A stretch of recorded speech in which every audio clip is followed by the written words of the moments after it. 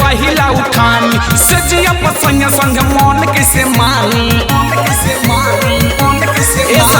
पहिला मिलन रहे पहिला उठानी सजिया पसंग संग मन कैसे मानी मेकअप कइल देहिया उदास दिहले मेकअप कइल देहिया उदास दिहले कि हमारा नैहर के बियाहती सरिया नास दिहले कि हमारा नैहर के बियाहती सरिया नास दिहले आइल दादा नास दिहले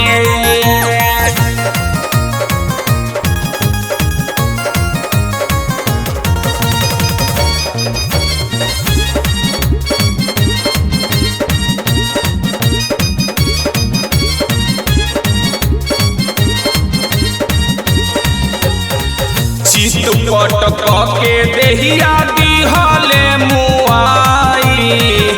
मर्द के जात बड़ा होखेला कसाई चितपट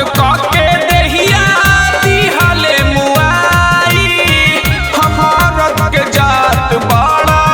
होखेला कसाई चल न जाला तनिको दर्द खास दिहले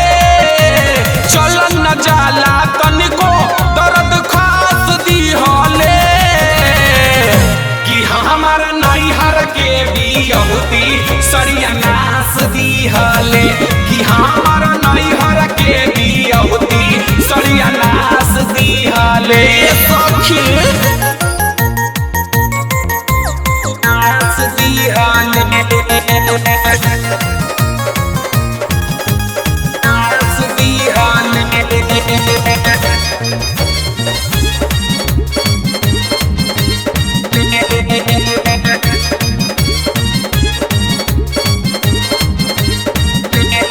मुँह मारो ऐसा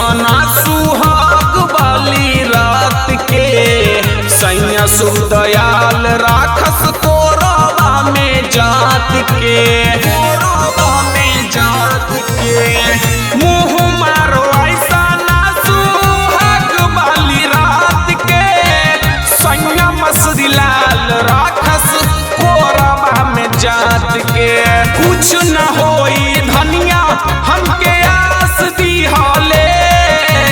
कुछ न होई धनिया हमके आस दिहले